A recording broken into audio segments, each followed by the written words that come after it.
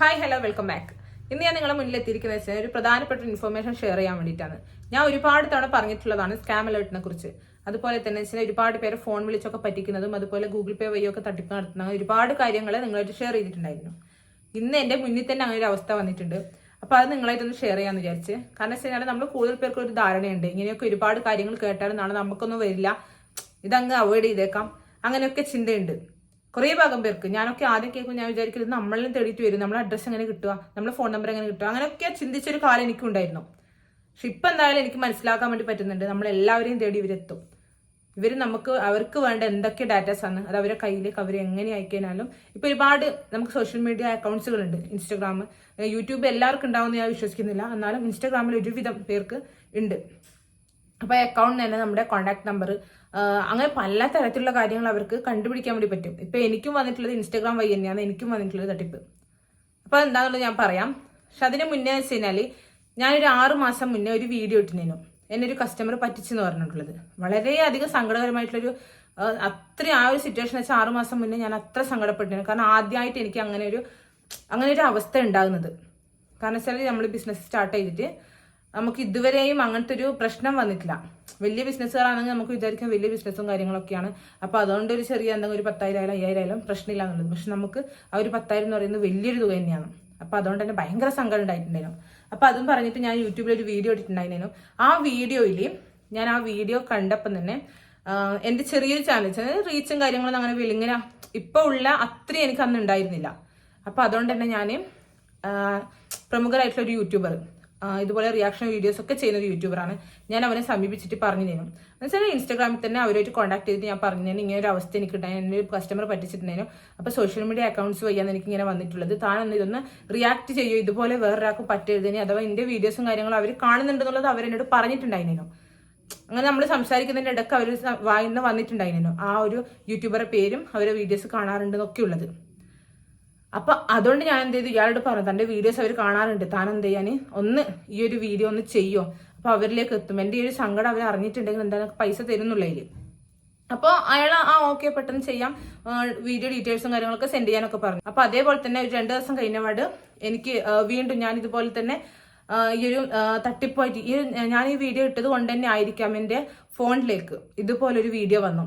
തിരുവനന്തപുരത്ത് നിന്ന് ഒരു തട്ടിപ്പ് നടന്നിട്ടുണ്ട്, ഇതുപോലെ ഒരു ഫേമിന്റെ ഒരു ഓണറെ. അപ്പോൾ ആ ഒരു യുവ സംരംഭകയാണ് അതും. അപ്പൊ ഞാൻ അവരുടെ ആ ഒരു വീഡിയോ ഒന്ന് കാണിച്ചു തരാം കേട്ടോ.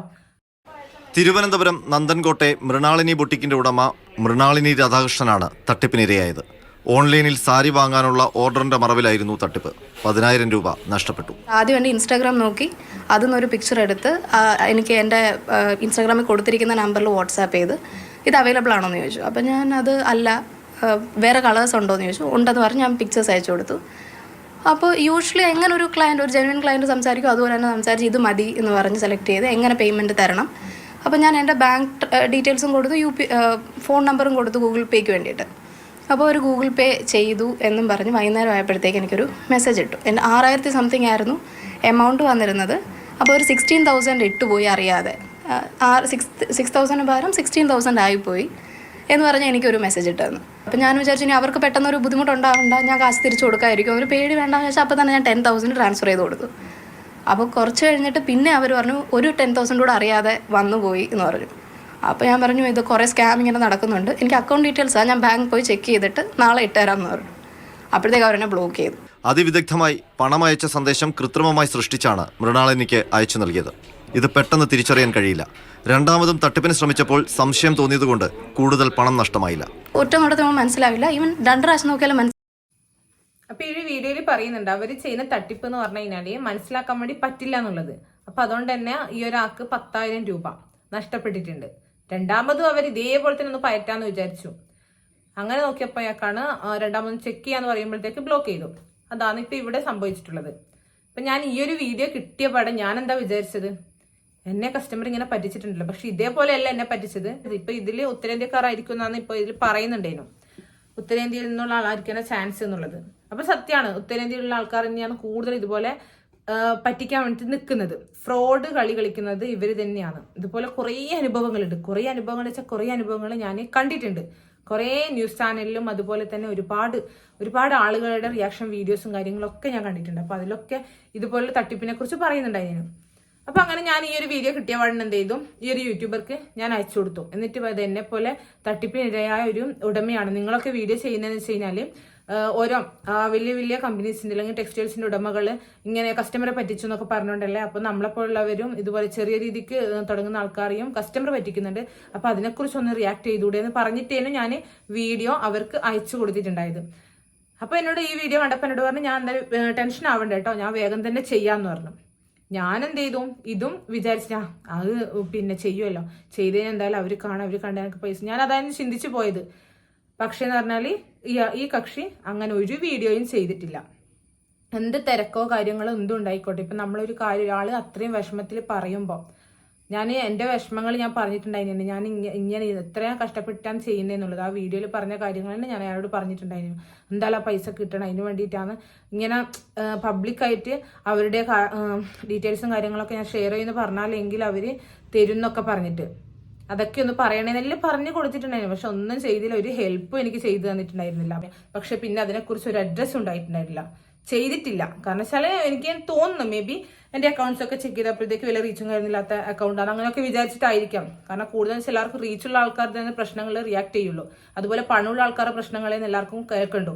ഓക്കെ, അങ്ങനെയൊക്കെ ഉണ്ടല്ലോ, അതുകൊണ്ട് തന്നെ ആയിരിക്കാമെന്ന് ഞാൻ വിചാരിച്ചു. ഞാനും അങ്ങ് വിട്ടു. പിന്നെ ഞാൻ തന്നെ വിചാരിച്ചു ഇങ്ങനെ ഇവരോടൊന്നും പറഞ്ഞിട്ട് കാര്യമില്ല, എന്തായാലും പോലീസ് കംപ്ലൈന്റ് ചെയ്യാൻ. ഞാൻ പോലീസ് കംപ്ലൈന്റ് ചെയ്തു, അവരെനിക്ക് 5,000 സെൻഡ് ചെയ്താന്നു. ബാക്കി എന്തായാലും സെൻഡ് ചെയ്തതെന്ന് പറഞ്ഞിട്ടുണ്ട്, ഇതുവരെയും കിട്ടിയിട്ടില്ല. എനിക്ക് പ്രശ്നമില്ല, ആ 5,000 എനിക്ക് കിട്ടിയിട്ടുണ്ട്. അപ്പൊ അതിനുശേഷം അവർ വീഡിയോ റിമൂവ് ചെയ്യാൻ പറഞ്ഞതുകൊണ്ട് തന്നെ ഞാൻ ആ വീഡിയോയും റിമൂവ് ചെയ്തു. പോലീസിന്റെ ഭാഗത്ത് നിന്ന് അങ്ങനെ ഒരു ആക്ഷൻ ഉള്ളതുകൊണ്ട് പിന്നെ ഞാൻ അതങ്ങനെ റിമൂവ് ചെയ്തിട്ടുണ്ടായിരുന്നു. അതൊക്കെ വിട്ടു.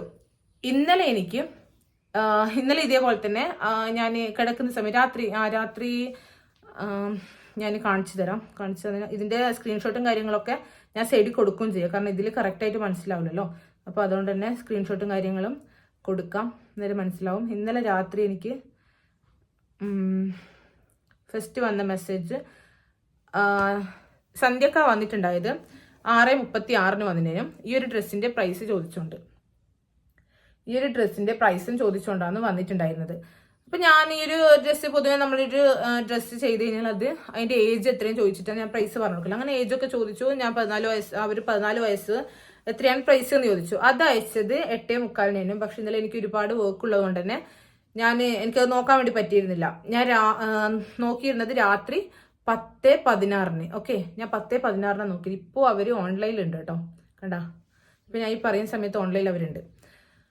അപ്പൊ ഞാൻ പ്രൈസ് പറഞ്ഞു കൊടുത്തു. ആ പ്രൈസ് പറഞ്ഞിട്ട് രാവിലെ ഞാൻ എഴുന്നേറ്റ് പാടെ ഒന്ന് നോക്കി. നമുക്ക് പിന്നെ ആ കസ്റ്റമേഴ്സിന് എന്തൊക്കെ എൻക്വയറീസ് ആ കാര്യങ്ങളൊക്കെ വന്നതുകൊണ്ട് രാവിലെ തന്നെ നമ്മൾ ചെക്ക് ചെയ്യും. അപ്പൊ ചെക്ക് ചെയ്യുമ്പോൾ 5:50 ഞാൻ കണ്ടതാണ് അവരുടെ കംപ്ലീറ്റ് ആയിട്ടുള്ള അഡ്രസ്സ് അവർ അയച്ചിട്ടുണ്ടായിരുന്നു. മൊത്തം ഫേക്ക് ആയിരിക്കാനാണ് ചാൻസ് അഡ്രസ്സ്, പക്ഷെ ഈ ഒരു നമ്പർ ഉള്ളത് തന്നെയാണ്, ജെന്യുവൻ ആയിട്ടുള്ള നമ്പറാണെന്ന് എനിക്ക് തോന്നുന്നു. കാരണം വെച്ച് കഴിഞ്ഞാൽ ഈ ഒരു അതിലേക്ക് ഞാൻ വരാം, എന്താണെന്ന് എനിക്ക് മനസ്സിലാക്കാനുള്ള കാരണം എന്നുള്ളത്. അപ്പോൾ രണ്ടാമത് എന്നോട് ചോദിച്ചതിന് അവർ ഗൂഗിൾ പേ നമ്പർ ഒന്ന് സെൻഡ് ചെയ്യുന്ന പറയുന്നത്. അപ്പോൾ ഗൂഗിൾ പേ നമ്പറൊക്കെ സെൻഡ് ചെയ്യാനുള്ള ഇതൊക്കെ ഞാൻ അയച്ചു കൊടുത്തിട്ടുണ്ടായിരുന്നു. അവർ കുറച്ച് കഴിഞ്ഞ വടുതാ എനിക്ക് അയച്ചാൽ എന്താണിത് എന്ന് വെച്ച് കഴിഞ്ഞാൽ ഞാൻ പറഞ്ഞ പ്രൈസിൽ 2,340 ഷിപ്പിംഗ് ചാർജ് അടക്കം. കാരണം ഡൽഹിയിൽ നിന്നാണ്, അപ്പൊ നമ്മൾ കേരളത്തിലല്ല, അപ്പൊ ഷിപ്പിംഗ് ചാർജ് ഓവറാണ്. അപ്പൊ അതുകൊണ്ട് തന്നെ 140 രൂപ ഞാൻ ഷിപ്പിംഗ് ചാർജ് പറഞ്ഞിട്ടുണ്ടായിരുന്നത്. അപ്പം അതിൽ അവര് 12,340 എനിക്ക് അയച്ചു തന്നിട്ടുണ്ട്. എന്നോട് പറഞ്ഞു 12,340 അയച്ചിട്ടുണ്ട്, ബൈ മിസ്റ്റേക്ക് ആണ്. പിന്നെ എഴുതിയിട്ടുണ്ട് ബൈ മിസ്റ്റേക്ക് എക്സ്ട്രാ ഹോ ഗയാ, ജൽദി മീ പ്ലീസ് റീഫണ്ട് കറോ 10,000 എന്ന് പറഞ്ഞിട്ടുണ്ട്. പിന്നെ എനിക്ക് അയച്ചു തന്ന അവരെ QR കോഡ്, ഈ ഒരു QR കോഡ് എനിക്ക് അയച്ചു തന്നിട്ട് ഇതിലേക്ക് അയക്കാൻ വേണ്ടിയിട്ടാണ് പറയുന്നത്. അപ്പൊ ഞാൻ എന്ത് ചെയ്തു, ഇത് അയച്ചത് 10 മണിക്കാണ് അയച്ചിട്ടുള്ളത്. ഞാൻ 10:46 കണ്ടിട്ടുള്ളത്, കാരണം വർക്കിലായിരുന്നു ഉണ്ടായത്. അപ്പൊ ഞാൻ എന്ത് ചെയ്തു, വേഗം മെസ്സേജ് അയച്ചിട്ട് പറഞ്ഞു ഓക്കെ മാം എന്ന് പറഞ്ഞിട്ട് ഞാൻ വേഗം പോയി നോക്കിയത് എന്റെ മെസ്സേജ് ആണ്. അപ്പൊ മെസ്സേജിൽ എനിക്ക് പൈസ കയറിയിട്ടുണ്ടോ എന്ന് എനിക്ക് അറിയണമല്ലോ. അങ്ങനെ ഞാൻ അത് നോക്കുമ്പോൾ എന്റെ മെസ്സേജിൽ അങ്ങനെ ഒരു മെസ്സേജും വന്നിട്ടില്ല. പിന്നെന്ന് വെച്ച് കഴിഞ്ഞാല് ഇപ്പൊ ഡിലേ ആവുന്നുണ്ട് മെസ്സേജസ്. ഇപ്പോൾ അക്കൗണ്ടിൽ ഇപ്പൊ പൊതുവെ എനിക്ക് കസ്റ്റമർ അയച്ചു തന്നു കഴിഞ്ഞാൽ ഞാൻ വേഗം ഗൂഗിൾ പേയില് അവിടെ പോയിട്ടാണ് അക്കൗണ്ട് ചെക്ക് ചെയ്യാൻ. അങ്ങനെ ആവുമ്പോൾ കയറിയിട്ടുണ്ടെന്ന് മനസ്സിലാവും. അല്ലെങ്കിൽ കൂടുതൽ നമ്മുടെ അക്കൗണ്ട് ട്രാൻസ്ഫർ അങ്ങനെയാണെന്നുണ്ടെങ്കിൽ നമുക്ക് എന്തായാലും ഗൂഗിൾ പേയിൽ അയച്ച ആൾക്കാരുടെ നമ്പർ അങ്ങനെ ഒന്നും വരില്ലല്ലോ. അപ്പോൾ അതുകൊണ്ട് തന്നെ ഞാൻ മെയിൻ ബാലൻസ് ചെക്ക് ചെയ്യുമ്പോൾ പൈസ ആഡ് ആയിട്ടുണ്ട്, അല്ലെങ്കിൽ അവർ സ്ക്രീൻഷോട്ടും കാര്യങ്ങളും വിട്ടുതരും, അങ്ങനെയൊക്കെ ഞാൻ നോക്കലാണ്. അപ്പോൾ ഇത് ഞാൻ എന്ത് ചെയ്തു, ഇതേപോലെ തന്നെ ഗൂഗിൾ പേയിൽ പോയി നോക്കി, എന്നിട്ടും അവിടെയും വന്നിട്ടില്ല. ഞാൻ അവർക്ക് എന്ത് ചെയ്തു, ഓക്കെ ഐ വിൽ ചെക്ക് എന്ന് അയച്ചു. ഐ വിൽ ചെക്ക് ഞാൻ അയച്ചത് മുതൽ പിന്നെ അവരൊരു റെസ്പോൺസും ഇല്ല. അത് അയച്ച് കുറച്ച് കഴിഞ്ഞപ്പോഴത്തേക്ക് പിന്നെ എനിക്ക് എന്തോ ഒരു സ്പെല്ലിംഗ് മിസ്റ്റേക്ക് മണക്കാൻ തുടങ്ങി. കാരണം കൂടുതലെന്ന് വെച്ചാൽ ഇതുപോലുള്ള വീഡിയോസും കാര്യങ്ങളൊക്കെ കണ്ടിട്ടുമുണ്ട്, ഞാൻ തന്നെ റിയാക്ട് ചെയ്തിട്ടുമുണ്ട്. അപ്പോൾ എൻ്റെ നേർക്കിട്ട് ഇങ്ങനെ വരുമെന്ന് ഞാൻ സത്യം പറഞ്ഞാൽ വിചാരിച്ചിട്ടില്ല. അപ്പോൾ ഇവരങ്ങനെ അയച്ചിട്ട് ഞാൻ എന്ത് ചെയ്തു, മൊത്തം ചെക്ക് ചെയ്ത് നോക്കുമ്പോഴത്തേക്ക് ഇവരെനിക്ക് അയച്ച് തന്നത് എന്ന് പറയുന്നത്, ഞാൻ ഗൂഗിൾ പേയിൽ തന്നെ അത് കാണിച്ചു തരാം. അവരായി അയച്ചത് നമ്മളിപ്പോ പെട്ടെന്ന് ഒരാൾ ഈ ഗൂഗിൾ പേനെ കുറിച്ചൊന്നും അധികം അറിയാത്ത, അല്ലെങ്കിൽ പിന്നെ പെട്ടെന്ന് ഇതൊന്നും ഈ ചതിയും കാര്യങ്ങളൊന്നും മനസ്സിലാക്കാത്ത ഒരാളാണെന്നുണ്ടെങ്കിൽ ആള് വേഗം നോക്കിയിട്ട് ഓക്കെ ഇവർ അയച്ചിട്ടുണ്ട് എന്ന് വിചാരിക്കും. കാരണം ഇതാ ഇതുപോലെയാണ് അയച്ചിട്ടുള്ളത്. അതിന്റെ സ്ക്രീൻഷോട്ട് ഞാൻ സൈഡിൽ കൊടുക്കാം. അപ്പൊ 12,340 എന്നുള്ളത് മെസ്സേജ് ആയിട്ടാണ്, ടൈപ്പ് ചെയ്തിട്ട് അവർ വിട്ടിട്ടുള്ളത്, എനിക്ക് അയച്ചു തന്നതല്ല. ഓക്കെ, ഞാൻ വേഗം എന്ത് ചെയ്തു, എൻ്റെ ബ്രദറിനെ വിളിച്ചിട്ട് ഞാൻ അവനോട് കാര്യം പറഞ്ഞു, ഇങ്ങനെ ഒരു സംഭവം ഉണ്ട് എന്നുള്ളത്. അപ്പൊ തന്നെ അവൻ പറഞ്ഞ ഒരു കാര്യം ചെയ്ത് അവരെ നമ്പർ എനിക്ക് അയച്ചു താന്ന് പറഞ്ഞു. അങ്ങനെ നമ്പർ അയച്ചു കൊടുത്ത് അവൻ അയച്ചു കൊടുത്തപാട് അവനെന്ത് ചെയ്തു, ട്രൂ കോളറിൽ നോക്കിയപ്പോയേക്കും ഇതുപോലെ ഒന്ന് കണ്ടിട്ടുണ്ട്. കാരണം ഇവര് വാർണിംഗ് ഉണ്ട് ഇവരെ കുറിച്ച്, പൊട്ടൻഷ്യൽ ഫ്രോഡ് ആണെന്നുള്ളത്. Okay, amount fraud. അപ്പൊ അതിലെന്ന് പറഞ്ഞു കഴിഞ്ഞാൽ ഒരുപാട് ആൾക്കാരെ കമന്റ്സും കാര്യങ്ങളുണ്ട്, ഇങ്ങനെ എമൗണ്ട് അടിക്കുന്ന ആൾക്കാരാണ്, പിന്നെ ഫ്രോഡാണ് ഇവരെ സൂക്ഷിക്കണം എന്നൊക്കെ പറഞ്ഞിട്ട്. അപ്പൊ ഞാനിത് എന്തോ നല്ല പിന്നെ നോക്കിയിരുന്നില്ല. അപ്പൊ അതുകൊണ്ട് തന്നെ പക്ഷെ ചതിക്കപ്പെട്ടിട്ടില്ല. കാരണം എന്ന് വെച്ച് കഴിഞ്ഞാൽ ആദ്യം തന്നെ ഇതിനെക്കുറിച്ച് മനസ്സിലാക്കുന്നുണ്ട്. ഇതുപോലെ ഒരുപാട് കാര്യങ്ങൾ നമ്മൾ കേൾക്കുകയും കാണുകയും ചെയ്തുകൊണ്ട് തന്നെ നമുക്ക് നന്നായിട്ട് അറിയാം നാളെ എൻ്റെ നേർക്കും വരുന്നുള്ളത്. ഓക്കെ, അതുകൊണ്ട് തന്നെ എന്തോ ഭാഗ്യത്തിന് ഞാൻ രക്ഷപ്പെട്ടു, അത്രേ പറയാൻ വേണ്ടി പറ്റുള്ളൂ. അങ്ങനെ ഞാൻ എന്ത് ചെയ്തു, പിന്നെ എന്തായാലും നമ്മളെ പറ്റിക്കാൻ വേണ്ടി നോക്കിയ ആളല്ലേ, ഞാൻ എന്ത് ചെയ്തു, തിരിച്ച് ഇവരെങ്ങനെയാണോ എനിക്ക് അയച്ചു തന്നത് അതേ രീതിക്ക് തന്നെ ഞാൻ 20,000 രൂപ അയച്ചു എന്നുള്ള ഒരു മെസ്സേജ് ഞാൻ ടൈപ്പ് ചെയ്തു. എന്നിട്ട് അതിനുശേഷം എന്ത് ചെയ്തു, അവർക്ക് മെസ്സേജ് അയച്ചു, എന്ത് ബൈ മിസ്റ്റേക്ക് എക്സ്ട്രാ ഹോഗയാ പ്ലീസ് റീഫണ്ട് കറോ 10,000 എന്നുള്ളത് ഞാൻ തിരിച്ച് അവർക്ക് അങ്ങോട്ടേക്ക് അയച്ചു കൊടുത്തു. അവരെ ഏത് വടി ഉപയോഗിച്ചാണ് എന്നെ തല്ലാൻ തുടങ്ങിയത് അതേ വടി അവർക്ക് തിരിച്ചു കൊടുത്തു. അപ്പൊ തന്നെ മനസ്സിലായിട്ടുണ്ടാവും. പിന്നെ ഞാൻ അയച്ചിട്ടുണ്ടായിരുന്നു, I have seen many people like you, are you trying to cheat me എന്നുള്ളത് ഞാൻ അവർക്ക് അയച്ചു കൊടുത്തു. ഇതുപോലെ ഞാൻ അയച്ചു കൊടുത്തിട്ടുണ്ട്. അവർ ഓൺലൈനിൽ തന്നെ ഉണ്ട്, ഇപ്പോഴും ഓൺലൈനിൽ തന്നെ ഉണ്ട്. പക്ഷെ എൻ്റെ മെസ്സേജ് അവർ കണ്ടിട്ടുണ്ടാവും, അവർ സീൻ ചെയ്തായിട്ട് ഇതിൽ കാണുന്നില്ല. കാരണം ബ്ലൂ കളർ ടിക്ക് വന്നിട്ടില്ല, ചിലതിൽ അങ്ങനെ ബ്ലൂ കളർ ടിക്ക് വരത്തില്ല.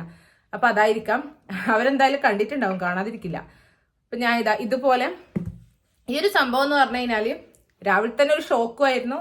അപ്പം തന്നെ ഞാൻ വിചാരിച്ച കാര്യമാണ്, ഈ ഒരു സംഭവം എനിക്ക് മാത്രമല്ല, എന്നെ പോലുള്ളവരെ മാത്രം തേടിയിട്ടല്ല വരിക, എല്ലാവരിലേക്ക് എത്തും. കാരണം കൂടുതൽ പേർക്ക് ഇന്ന് സോഷ്യൽ മീഡിയ അക്കൗണ്ട്സ് ഉണ്ട്, ആ അക്കൗണ്ട്സ് ഒക്കെ ചെക്ക് ചെയ്താൽ കൂടുതൽ നമ്മുടെ ഡീറ്റെയിൽസ് അറിയാൻ വേണ്ടി പറ്റും. അതിൽ തന്നെ നമ്മളെ ചീറ്റ് ചെയ്യാൻ വേണ്ടിയിട്ടുള്ള മാർഗങ്ങൾ അവർ ഉണ്ടാക്കിയെടുക്കും. ഇതുപോലുള്ള ഫ്രോഡുകളെ എന്തായാലും സൂക്ഷിക്കുക. നിങ്ങളെ മുന്നിലേക്കും ഇവർ എത്തിയേക്കാം, ഇന്നല്ലെങ്കിൽ നാളെ എത്തിയേക്കാം. ഞാൻ എന്തായാലും അവരുടെ ഫോൺ നമ്പർ, ഡീറ്റെയിൽസ്, കാര്യങ്ങളൊക്കെ സ്ക്രീൻഷോട്ട് കൊടുത്തിട്ടുണ്ട്. അതെന്തായാലും സൂക്ഷിച്ചു വെക്കുക. ഈ ഒരു ഫോൺ നമ്പർ മൈൻഡിൽ എന്തായാലും കുറിക്കുക. അതുപോലെ ഇവരെ പേര്, ഈ ഒരു പേര് ഞാൻ ഇതിന് മുന്നേ കേട്ടിട്ടുണ്ടായിരുന്നു, എവിടെയാ കേട്ടേന്നുള്ളത് സത്യം പറഞ്ഞാൽ എനിക്കിപ്പം മെമ്മറിയിലില്ല. പക്ഷെ ഈ ഒരു പേര് എൻ്റെ മനസ്സിൽ നല്ലോണം ഉണ്ട്. കാരണം പാലക്ക് എന്നുള്ളത് ആ ഒരു ഇത് എനിക്ക് നല്ലൊരു ഓർമ്മയുണ്ടായിരുന്നു. ഇവർ ഈ ഒരു ഇത് സ്ക്രീൻഷോട്ട് കണ്ടപ്പോൾ തന്നെ എനിക്ക് നല്ല ഡൗട്ട് ഉണ്ടായിരുന്നു. കാരണം പാലക്ക് എന്ന് പറഞ്ഞിട്ട് ഇതിന് മുന്നേ ആരെയോ ചീറ്റ് ചെയ്തത് എവിടെയോ ഞാൻ കേട്ടിട്ടുണ്ട്. സംഭവം എന്തായാലും ആരുടെയോ ഭാഗ്യം കൊണ്ട് ഞാൻ രക്ഷപ്പെട്ടു. അപ്പോൾ ഇതേപോലെ തന്നെ എല്ലാവരും രക്ഷപ്പെടണമെന്നില്ല, ചിലപ്പോൾ ചിലരെങ്കിലും ചതിക്കുയിൽ വീണേക്കാം. ഇപ്പൊ ഞാൻ അവര് പറഞ്ഞ കേട്ടിട്ട് ഞാൻ വേഗം എന്താ ചിന്തിച്ചത്, അയ്യോ ആ 10,000 ഞാൻ അയക്കൂലെന്ന് വിചാരിച്ചിട്ട് അവര് ടെൻഷനായി പോകണ്ടാവും. ഈ ഒരു ഇപ്പോൾ ചീറ്റ് ചെയ്യപ്പെട്ട ഒരു യുവ സംരംഭകരുണ്ടല്ലോ, അപ്പൊ അവര് വിചാരിച്ച പോലെ തന്നെ ഞാനും വിചാരിച്ചത്, നമ്മളൊരു ചീറ്ററാന്നുള്ളത് അവർ വിചാരിച്ചേക്കണ്ടെന്ന് വിചാരിച്ചിട്ട് സെൻഡ് ചെയ്ത് കൊടുക്കാനാണ് ഞാൻ വിചാരിച്ചത്. പക്ഷെ അത് ചെയ്ത് കൊടുത്തില്ലെങ്കിൽ ഞാൻ ഇന്ന് കരഞ്ഞിരിക്കുന്നുണ്ടാവും. ഓക്കെ, എന്തായാലും അതൊന്നും സംഭവിച്ചിട്ടില്ല. അപ്പൊ എന്തായാലും എല്ലാവരും ശ്രദ്ധിക്കുക, നിങ്ങളുടെ വീടിന് മുന്നിലേക്ക് അല്ലെങ്കിൽ നിങ്ങളുടെ ഫോണിലേക്കും ഇതുപോലുള്ള സ്കാം ആപ്പുകളും അതുപോലെ ഗൂഗിൾ പേ വഴിയുള്ള തട്ടിപ്പുകളും കാര്യങ്ങളൊക്കെ വരാൻ ചാൻസ് ഉണ്ട്. സൂക്ഷിച്ചിരിക്കുക. Be careful. ഓക്കെ.